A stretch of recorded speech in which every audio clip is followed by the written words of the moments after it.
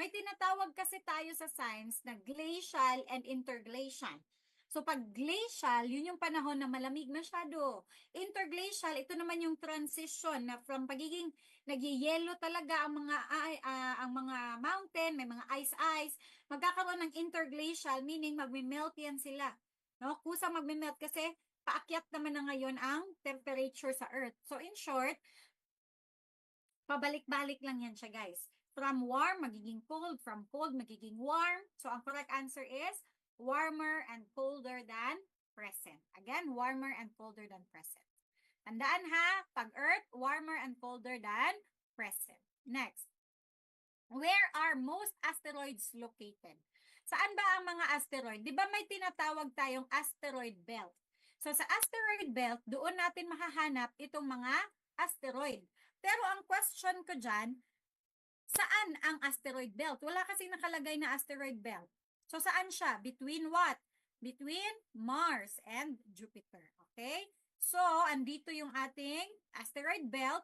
Puro asteroids or mga rock fragments yan.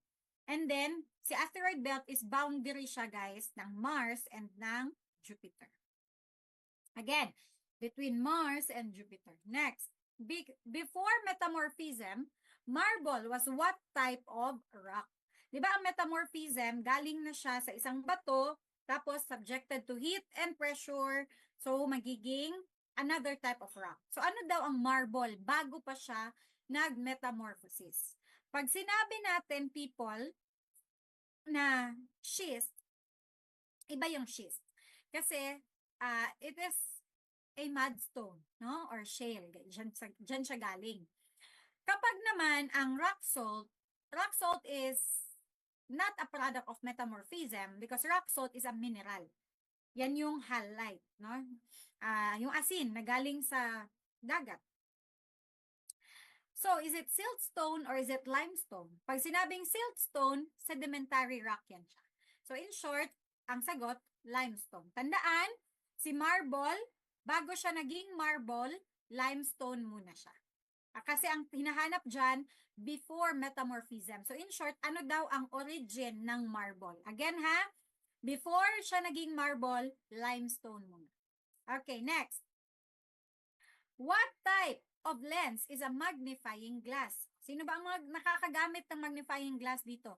Pag sinabi nating magnifying glass, guys, ito yun siya, no? By the way, pag sinabing lens, ano ba yung lens? Meron tayong concave, tsaka convex. Okay? Concave, tsaka convex. So, si convex, yan, under ang mga magnifying lens, flashlight, microscope, camera, projector, etc. So, in short, pag magnifying, ano yan? Mga convex po, convex. Pero pag mga eyeglass, mga flashlight, binoculars, usually, mga concave. And, remember, itong concave, yan yung ginagamit ng mga nearsighted. And ang curve niyan, guys, is inward ang kanyang curve. Tapos, thin in the middle, and it is diverging. Pero ang convex, si convex naman, yan yung ginagamit para sa mga far-sighted, hindi ka nakakakita sa malayo. So, ang center is very thick. Ito, ayan, makapal yan sa gitna. Tapos, ang curve niya is outwards. And ang another term for that is converging. But balik sa question, pag sinabing magnifying glass, that is convex. Okay, next. What is the name of the point where light rays from infinity converge after passing through a lens? Pag ang sinabi, ang clue natin dito, light rays from infinity converge. No? So, saan daw? Ano daw yung tawag sa point kung saan nagko-converge yung mga light rays? Halimbawa, ito. Yung mga light rays, dito sila nagko-converge. So, itong point na to, guys, yung area na yan, kung saan nag-converge, nagtapok-tapok ang mga light rays, anong tawag dyan? Answer is focus. Tandaan ha, ang clue natin, pag point where light rays converge, ang tawag dyan, focus. Again, focus. Next. Which of the following, sorry, piyok na. Which of the following is not a good heat insulator? In short, hindi niya kayang mag-keep ng heat. Alin dyan ang hindi siya insulator? Ang hindi insulator, diretso, very common na ito guys, iron. Bakit? Iron is a metal. So, ang metal, they are heat conductors, not insulators. Okay? Next. Bending of light rays when they enter a different medium is known as blank. Ito yung sinabi ko kanina. Pag nandyan yung word, yung clue, bending of light rays, ano pa ang second clue? Different medium. Enter a different medium. Guys, yung lapis na para siyang nabali pero hindi naman. Anong tawag dyan? Refraction. Okay ha? Ang clues natin, again, bending of light rays when they enter a different medium. Yan yung clue. And ang sagot dyan, refraction. Next. When a spring is released, its potential energy is converted to blank energy. So may spring tayo dito. Ayan. Pag na-release daw, merong nangyayaring conversion ng potential magiging kinetic energy. Just remember, pag na-release ang spring, magkakaroon siya ng movement. And pag may movement, tandaan ang letter K for kilos. Kinetic energy. K, kilos, kinetic energy, meaning it's the energy in motion. Pero pag P, potential energy, P for pahinga. Potential energy for P for pahinga, meaning energy at rest. Pero ito, spring is released. So ano yan? May kinetic energy kasi may movement. Next. Excuse me for a while.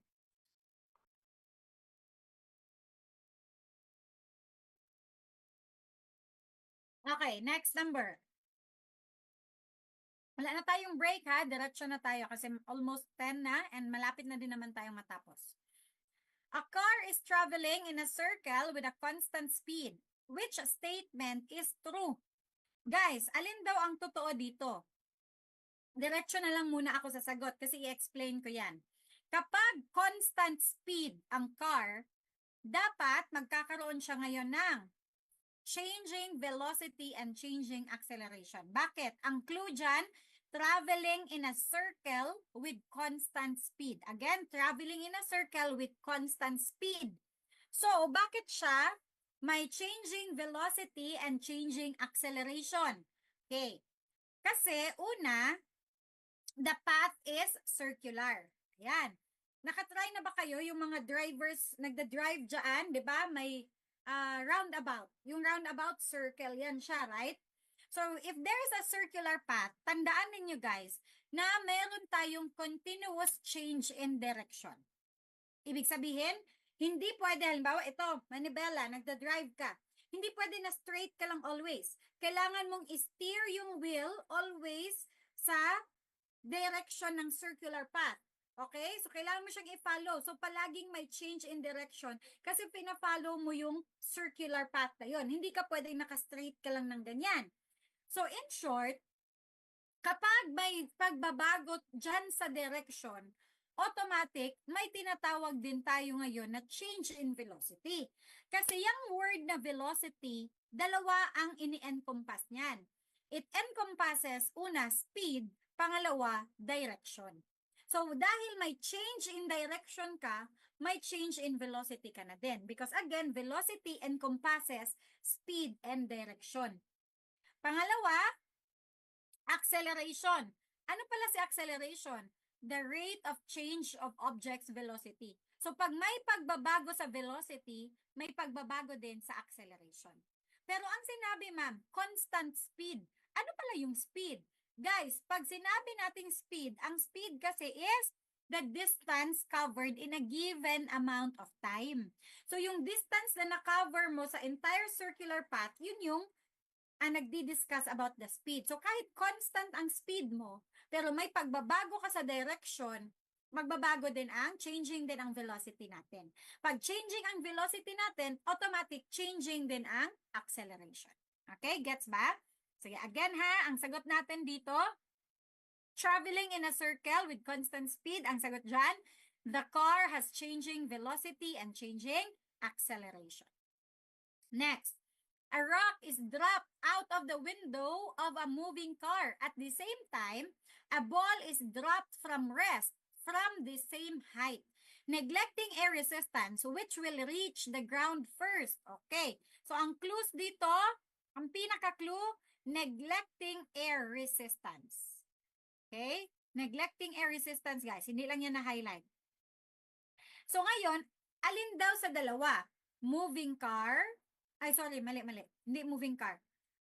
Alin daw sa dalawa? Is it the rock or the ball? Ang unang makakarating sa ground. Pero again, nineneglect natin ang air resistance. So, may tinatawag tayong free fall. Pag sinabing free fall, nagpapa-fall ka lang. Walang air. Okay? So, sa air, when you neglect air, ang tawag dyan, free fall. Tapos, ang mangyayari sa free fall, guys, ang sabi dito, fall with the same rate of acceleration regardless of their mass. Ibig sabihin, hindi na importante dito ang bigat. So, kung meron kang 50 kilograms na bato and meron kang 40 kilograms na bigas, pag free fall, meaning you neglect air resistance, sabay po silang malalaglag. Bakit? Kasi wala nang factor ng hangin. So, in short, balik tayo sa tanong. If you neglect air resistance, ang tawag dyan, free fall. And dahil free fall yan, ang sagot, both will hit at the same time. Again, pag neglect air resistance, ano yon? Both will hit at the same time. Next. A boy and a girl are riding on a merry-go-round. Okay, again, a boy and a girl are riding on a merry-go-round which is turning at a constant rate. The boy is near the outer rim and the girl is closer to the center of rotation. How do the magnitudes of their accelerations compare? Okay, ngayon, included na dito ang clue na merry-go-round. So in short guys, circle, no? Parang circular path pa rin yan. So dahil ganyan yan siya, tandaan natin, diretso muna tayo sa sagot. Ang clue, merry-go-round, and then ano pa, ang boy, outer rim, ang girl, closer to the center. So, ano ang mangyayari? Diretso sa sagot, the boy's acceleration is greater. Bakit ganyan, ma'am? Tandaan ninyo ang principle. The sharper the curve, the greater your speed. And, because of that, the more noticeable this acceleration or the more noticeable his acceleration will become. So, in short, dito sa merry-go-round na experience, guys, halimbawa, ganyan yung merry-go-round, no? So, andito daw sa center yung babae, andito naman yung lalaki sa rim. So, because nandito siya sa parang outer circle, so mas ramdam niya ngayon ang greater speed. And because speed is directly related sa velocity, velocity is directly related to acceleration. So, in short, the boy's acceleration now is greater. Okay? And, again, ano yung sinabi ko kanina? The sharper the curve, the greater your speed. Kaya, connected siya sa acceleration din ng boy. This is also talking about the centripetal acceleration. Pero, limited kasi yung time natin. So, wag na natin i-discuss yung centripetal acceleration na yan. Just remember yung concept. The sharper the curve, the greater the speed. Diba kung nagda-drive ka, pag pa-curve talaga yung daan, hindi pwede na chill-chill ka lang. Kailangan mo talagang isagad yung pagda-drive mo na yan.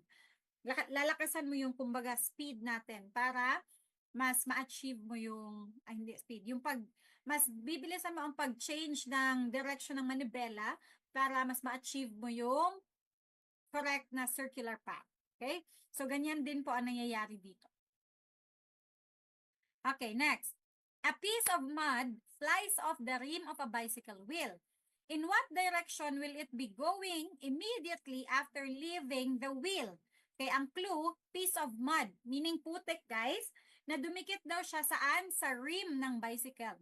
So kapag ganyan, in what direction? Saan papunta ngayon itong putik? Ang clue, again, putik, nasa rim. So anong direction? Diretso sa sagot, on a line at a tangent to the edge of the wheel. So ganito, paki-envision, ito yung wheel. Tapos ito yung mga putik. Una, dumidikit yan dito. Tapos as it turns around, it will fly off the wheel. So, bakit ganito, no? Anong tawag dyan? Bakit pa ganyan yan? So, from the wheel, from the rim, bakit pa straight? Yan yung tinatawag natin na tangent. Kasi ang word na tangent, meaning yan, it's the straight line that touches the circle at exactly 1 point. So, halimbawa, ito yung circle natin na wheel. Tapos, from here, tangent. Okay? Straight line. From here, tangent, straight line. From here, tangent. From here, tangent. From here, tangent. Okay? So, kaya ang sagot natin, on a line at a tangent to the edge of the wheel. So, ang mangyayari in reality, ganito ang paglipad ng mga putik galing sa mga gulong ninyo. Okay? Again ha, balik tayo, on a line at a tangent to the edge of the wheel. Okay, next. Drained na daw ang kanilang mga cerebrum. Of course, we will have a run-through. Okay, next. A golf ball is fired at a bowling ball initially at rest and bounces back elastically. Compared to the bowling ball, the golf ball after the collision has blank. Okay. So ngayon, ang clue natin guys, ang golf ball daw, fired at the bowling ball, ano pa? Bounces back elastically. So in short, ang tawag sa collision na ito is elastic collision. So kapag elastic collision, magkakaroon po si golf ball. Ano ang mangyayari kay golf ball? Magkakaroon siya ng lower magnitude momentum and less kinetic energy. Okay, explain natin. Ito si golf ball. Ito si golf ball, ito si bowling ball. Ngayon, pag si golf ball tumama yan dito sa bowling ball, magdi-decrease ang kanyang momentum, magdi-decrease din ang kanyang kinetic energy. Bakit? Saan napunta?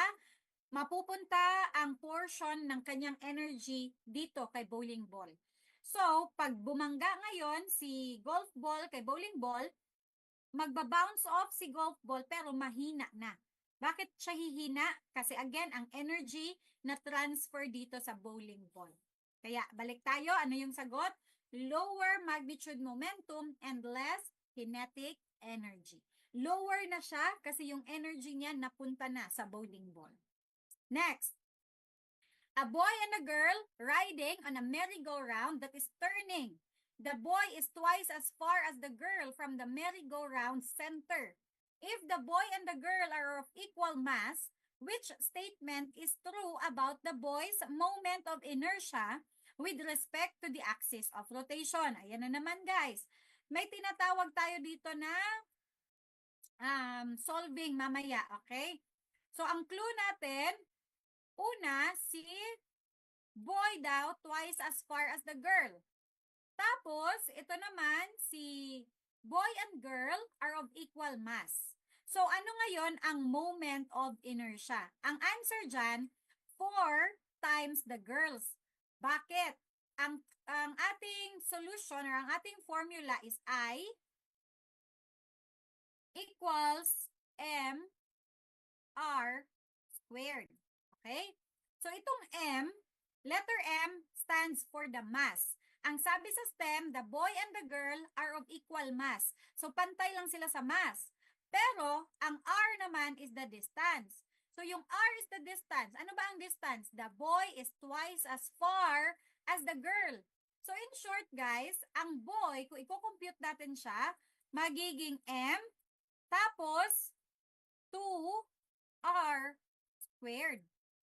Ganyan ang mangyayari. Bakit? Kasi twice as far man daw si boy. So, ang R niya, lagyan natin ng 2 kasi twice as far.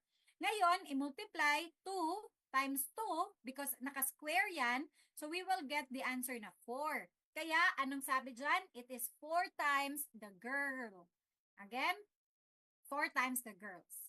Kaya, if you want to see, ito yung ating solution. Ayan. Okay? So, wala kang isa-substitute sa mass kasi equal naman daw sila sa mass.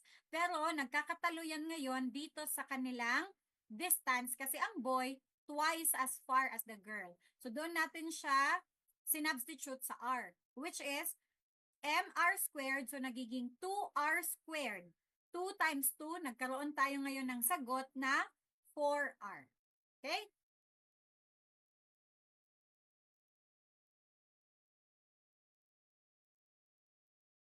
Okay, next. Some children are riding on the outside. Alangan nung nagbabay naman ni bye, Jessie. See you tomorrow, Jessie. Some children are riding on the outside edge of a merry-go-round. At the same time, the children all move towards the center of the merry-go-round. When they do this, which among the following happens? Okay, ang hinahanap natin dito, angular momentum. So kapag ganyan, pakitandaan people, all children move towards the center. Pag yung mga bata lumipat lahat sa gitna, ang mangyayari, angular momentum of the system stays constant. Bakit siya constant? Okay, explain natin. So halimbawa, ito yung merry-go-round. Okay, ito yung merry-go-round. And ang momentum na tawag dyan is angular momentum. Ang factors associated kay angular momentum, dalawa. Yung bilis ng pag-ikot and how spread out the weight. So pag sinabing how spread out the weight, gaano baka scattered yung mga bata kasi sila yung magsispread out ng timbang, ng bigat. Ngayon, pag ang mga bata lumipat lahat dito sa gitna, so ang mangyayari dyan, yung weight magiging focused na dito sa center. Pero magkakaroon ba ng changes sa pag-spin? Wala. Okay? Walang pagbabago sa spinning. Kaya ang sagot natin dito, the angular momentum of the system stays constant. Again, tandaan, ano yun guys? Clue, pag all move towards the center of merry-go-round, remember angular momentum stays constant. Alright, next, a convex mirror has focal length of an object is placed between blank. Okay, so ngayon, pag convex mirror, tandaan, this is factual.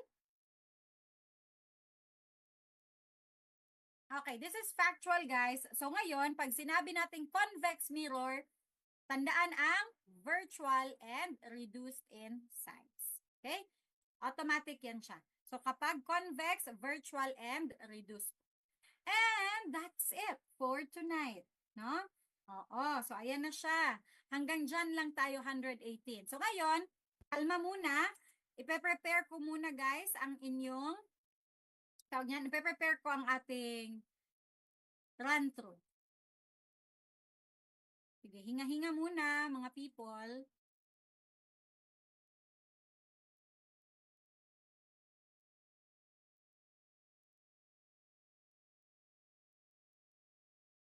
I hope may mga natutunan tayo, no? Para hindi naman sayang ang 4 hours natin na na-review or na-rush.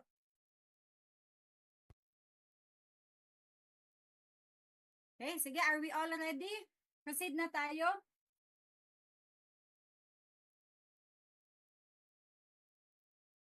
Uy, dili ta mag-extend, don't worry. Mag-wrap na ta dire. Okay, guys, round off. Run through na tayo. Diretso na ako sa question number 1, ha? Okay, which trait of a scientist does student A seem not have? Again, ang sagot natin dito, open-mindedness. Ano yon? Open-mindedness. Next, students B and C display which part of a scientist? Ano yung sagot? Truthfulness. Again, truthfulness. Why can student D be said to have the bearing of a scientist? She or he has a critical mind. Again, he or she has a critical mind. Marco is always interested in asking questions. He is also very eager to find the answers to his questions. What scientific attitude is he displaying? Curiosity. Again, curiosity. Monica respects the ideas of her colleagues even if they are very much contrary to her own beliefs. What important scientific attitude is seen in her actions? Answer, open-mindedness. Again, open-mindedness. Carlito weighs evidences dutifully, making any conclusions and decisions. He dissects the information individually before coming to a final conclusion. What scientific attitude is he displaying? Rationality. Again, rationality. While performing an experiment, Miko expresses his opinions and tries new ideas even at the risk of failure or criticism. What scientific trait is displayed in this situation? Risk-taking. Again, risk-taking. Paul admits that he is not free from committing errors. He recognizes that there may be better ideas and realizes that there are individuals whom he may have to consult to arrive at correct observations and conclusions. What scientific trait is he displaying? Humility. Again, humility. While performing research for a pharmaceutical company, Melanie gave a truthful report of observations. She did not withhold important information just to please herself or her company. What scientific attitude did she display? Intellectual honesty. Again, intellectual honesty. Chona actively participates in a task and also dutifully performs tasks assigned to her. What scientific attitude in this situation? Responsibility. Again, responsibility. Fernan always seeks to think outside the box. He always aims to generate new original ideas. What scientific attitude is he displaying? Inventiveness. Again, inventiveness. Adolfo does not allow his feelings and biases to influence his recording observations, interpretation of data, and formulation of conclusion. What scientific attitude is reflected in his action? Objectivity. Again, objectivity. Dennis bases suggestions and conclusions on evidences. When in doubt, questions the veracity of a statement in relation to the evidences presented. What scientific attitude is seen in his actions? Critical mindedness. Again, critical mindedness. Jose believes that everything that happens in this world has a cause or reason. What scientific attitude is seen in his actions? Firm set of beliefs. Again, firm set of beliefs. Pepita believes that God is the ultimate source of all wisdom. She upholds that it is through God's grace that she is able to discover the mysteries God's creations. What scientific attitude is she displaying? Faith in God. Again, faith in God. Alice does not allow her judgment to be influenced by her likes or dislikes. What scientific attitude is seen in her actions? Absence of bias. Again, absence of bias. Miguel only creates inventions that respect and help conserve natural resources, is an advocate against pollution and illegal logging. What scientific attitude is seen in his actions? Concern for environment. Again, concern for environment. Nicholas Copernicus believed that the church was wrong about the sun revolving around the earth. Advancing his theory that the earth revolved around the sun eventually cost him his life. What scientific attitude is seen in his actions? Revolutionary. Again, revolutionary. If two variables x and y are directly related, which of these is not true? When x increases, y decreases. Again, when x increases, y decreases. To be a fair test, what variable should she control? Size of each block and time left in water. 1 and 2. Again, 1 and 2. In this experiment, what is the dependent variable? The amount of water soaked up. Again, the amount of water soaked up. What is the independent variable? The type of wood used. Again, type of wood used. What is the control group? Cannot be determined. Again, cannot be determined. What is the experimental group? Baby janitor fish with 1 tablespoon of champion, goldfish with 1 tablespoon of surf, tilapia with 1 tablespoon of tide. Again, baby janitor fish with 1 tablespoon of champion, goldfish with 1 tablespoon of surf, tilapia with 1 tablespoon of tide. What is dependent variable? Effect of detergent on fish. Again, effect of detergent on fish. Is there any defect in the experimental design? Yes, not only one, but several. Again, yes, not only one, but several. If you were to improve on the experimental design, what should you do? Just focus on one dependent variable at a time. Example, brand of detergent, and increase the number of fish and reduce the number of detergent brands involved. 1 and 3. Again, 1 and 3.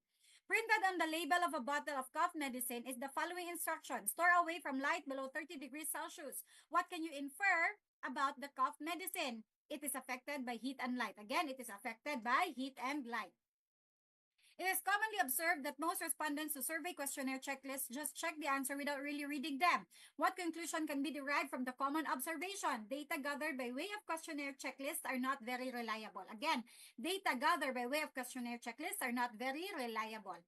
What was teacher M engaging the pupils to do?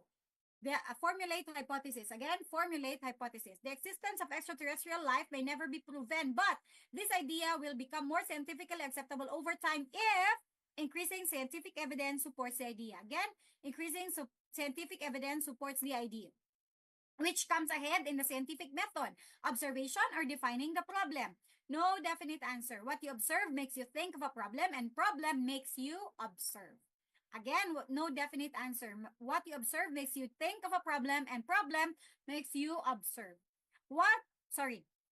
You like to know how many of your pupils have mothers and or mothers who are presently employed as OCWs. What is our the most reliable way to gather data? Interview pupils. One only. Again, one only.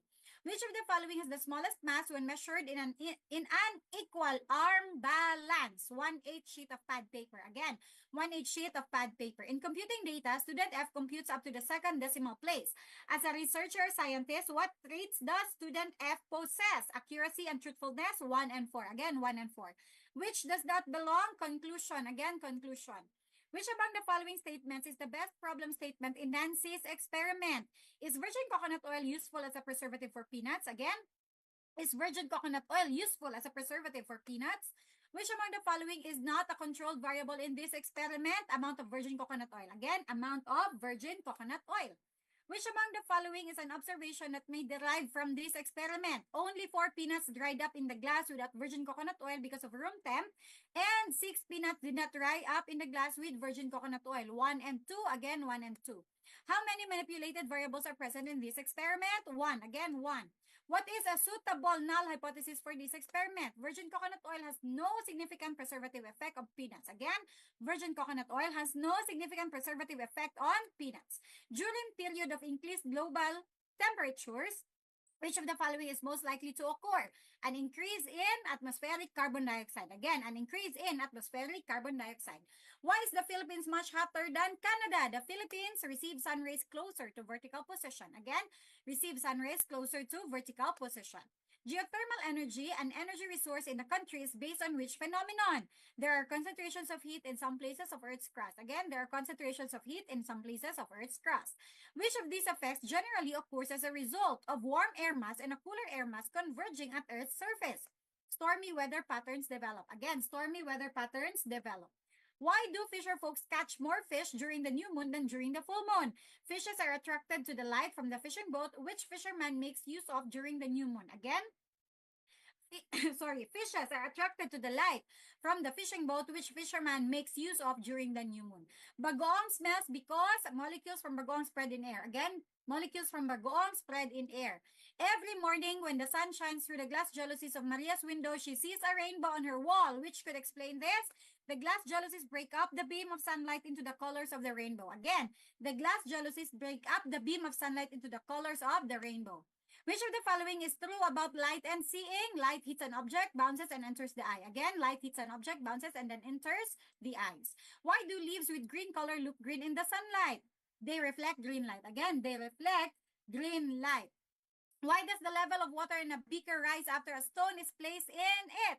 The stone takes the place occupied by water. Again, the stone takes the place occupied by water. Why do people feel their ears pop or crack when they are up in the air? They are less air particles. Again, there are less air particles. Which of the following activities help reduce water pollution? Treating wastewater before it is discharged. Again, treating wastewater before it is discharged. The manager of textile factory considers that too expensive to treat liquid waste, so he suggested digging a hole near the factory where the waste can be stored. Is this environmentally safe? No, the liquid waste will seep to the groundwater. Again, no, the liquid waste will seep to the groundwater. Why are nights cooler when the sky is clear than when it is overcast? There's no cloud cover to prevent heat from escaping. Again, there's no cloud cover there's no cloud cover to prevent heat from escaping. Water covers about 75% of the Earth's surface, and yet some people still do not have enough water to drink. Why? Most of the world's water is salty. Most of our bodies of water are polluted by chemicals. Most fresh water are frozen in ice caps. 1, 2, and 3. Again, 1, 2, and 3. Guys, ang ani dyan ang run through. Oy, mansade mo. Children born with a deficiency of thyroxine blank if deficiency is not checked. Answer: become mentally retarded. Again, become mentally retarded. The correct way of eating fruits is when eaten with an empty stomach. Again, with an empty stomach. An eclipse of the sun throws the shadow of the moon on Earth. Again, moon on Earth. The following are effects of global warming except thinning of ozone layer. Again, thinning of ozone layer. John experienced a lack of growth hormone as a child. Now that John is an adult, it is likely that he has normal adult body proportions but an extremely short stature. Again, has normal adult body proportions but an extremely short stature. Which among the following represents the smallest unit of life? Cell. Again, cell.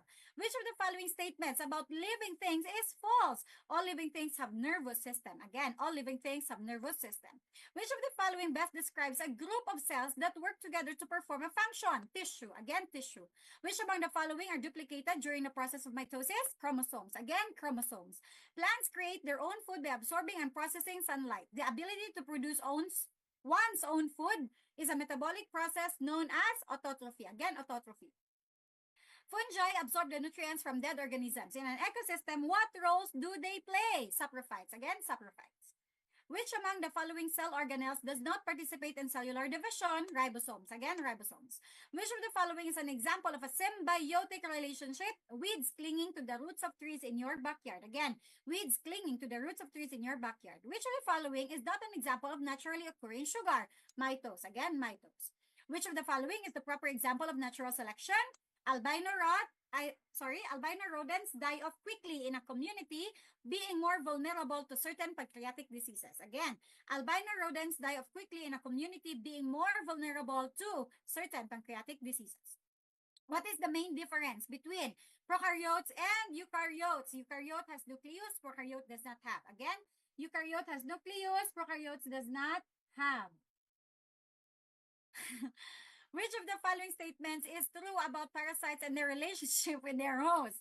The parasite enjoys the benefits of a relationship in which the host is harmed or killed. Again, the parasite enjoys the benefits of a relationship in which the host is harmed or killed. Guys, ako yung paspasan kay para i-5 ninyo ang ako ang kuan. Ako ang ITS. Char lang. Okay, next. Vascular tissue that transports water in leaves connects directly to which of the following? Xylem in the stem. Again, xylem in the stem. One immediate cause of a decrease in the rate of photosynthesis is a reduction in the availability of which of the following substances? Carbon dioxide. Again, carbon dioxide. Which type of digestion occurs in the mouth when an individual chews a piece of bread? Both mechanical and chemical digestion. Again, both mechanical and chemical digestion. Which among the following gases is green color? Chlorine. Again, chlorine. What does a pH below 7 indicate? Acidity. Again, acidity. Which of the following best describes the amount of energy required to remove an electron from a gaseous atom? Ionization energy. Again, ionization energy. Which among the following has the most polar bond? HF. Again, HF. A molecule or an ion is classified as a Lewis base if it has which of the following properties? Donates pair of electrons. Again, donates pair of electrons. Which among the following elements can be drawn into thin wires and hammered into thin sheets? Copper. Again, copper. Alchemists in ancient Egypt tested gold for purity by remelting it and heating it. If the gold became whiter, it contained silver. Again, silver. Salts of which of the following metals are added to fireworks to make them brilliant red? Strontium. Again, strontium. What intermolecular forces do geckos and other lizards use to stick to walls and ceilings? Van der Waals forces. Again, Van der Waals forces. If no more solute can be dissolved in a solvent at a given temperature, then that solution is called saturated. Again, saturated. A horizontal row of elements on the periodic table is known as period or series. Again, period or series. According to the modern periodic table law, the chemical properties of the elements are periodic functions of their atomic number. Again, atomic number. The amount of substance having 6.02 by 10 to the power of 23 of any kind of chemical unit is called mole. Again, mole. Breaking up solid speeds dissolving in a liquid by increasing surface area. Again, increasing surface area. Fats do not dissolve in water because fats are nonpolar and water is polar. Again, are nonpolar and water is polar. What is the location on the Earth's surface that is directly above the place where an earthquake originates? Epicenter. Again, epicenter. If there are several earthquakes in a row, what is the name of the largest of these earthquakes? Main shock. Again, main shock. What is the partially molten layer of the Earth called? Asthenosphere. Again, asthenosphere. What part of Earth is thought to be composed of iron and nickel? Core. Again, core. What is the numerical value for the hardest mineral on the Mohs hardness scale? 10. Again, 10. Which among the following properties is a measure of how easily a mineral can be scratched? Hardness. Again, hardness. Rock fragments thrown into the air during a volcanic eruption are called tephra. Again, tephra. What is a pyroclastic flow? A mixture of volcanic gas, ash, and other tephra. Again, mixture of volcanic gas, ash, and other tephra. What type of clouds produce thunderstorms? Cumulonimbus. Again, cumulonimbus. What is an example of natural air pollution? Smoke from forest fires. Again, smoke from forest fires. How is oxygen released into the Earth's atmosphere? Photosynthetic plants. Again, photosynthetic plants. Which is true of the Earth throughout geologic time? Warmer and colder than present. Again, warmer and colder than present. Where are most asteroids located? Between Mars and Jupiter. Again, between Mars and Jupiter. Before metamorphism, marble was what type of rock? Limestone. Again, limestone. What type of lens is a magnifying glass? Convex. Again, convex. What is the name of the point where light rays from infinity converge after passing through a lens? Focus. Again, focus. Which of the following is not a good heat insulator? Iron. Again, iron. Bending of light rays when they enter a different medium is known as refraction. Again, refraction. When a spring is released, its potential energy is converted to kinetic energy. Again, kinetic energy. A car is traveling in a circle with a constant speed. Which statement is true? The car has changing velocity and changing acceleration. Again, the car has changing velocity and changing acceleration. A rock is dropped out of the window of a moving car. At the same time, a ball is dropped from rest from the same height, neglecting air resistance, which will reach the ground first. Both will hit at the same time. Again, both will hit at the same time. Lagot lagi mo. A boy and a girl are riding on a merry-go-round which is turning at a constant rate. The boy is near the outer rim and the girl is closer to the center of rotation. How do the magnitudes of their accelerations compare? The boy's acceleration is greater. Again, the boy's acceleration is greater.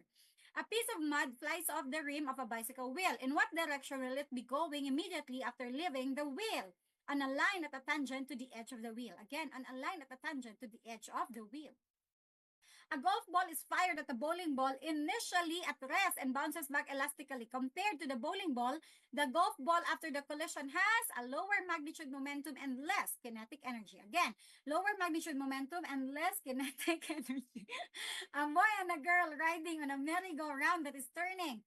The boy is twice as far as the girl from the merry-go-round center. If the boy and the girl are of equal mass, which statement is true about the boy's moment of inertia with respect to the axis of rotation? It is 4 times the girls. Again, it is 4 times the girls. Some children are riding on the outside edge of a merry-go-round. At the same time, the children all move towards the center of the merry-go-round. When they do this, which among the following happens? The angular momentum of the system stays constant. Again, the angular momentum of the system stays constant. A convex mirror has focal length of an object is placed between virtual and reduced in size. Again, virtual and reduced in size. And that's it. See you tomorrow, guys. Now, that's it for our ratio and our run-through.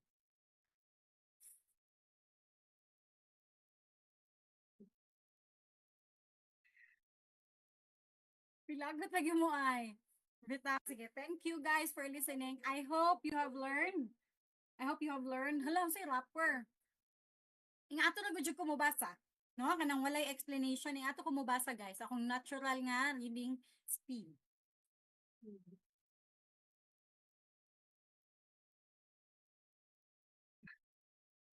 So thank you so much for listening and I'll see you again tomorrow.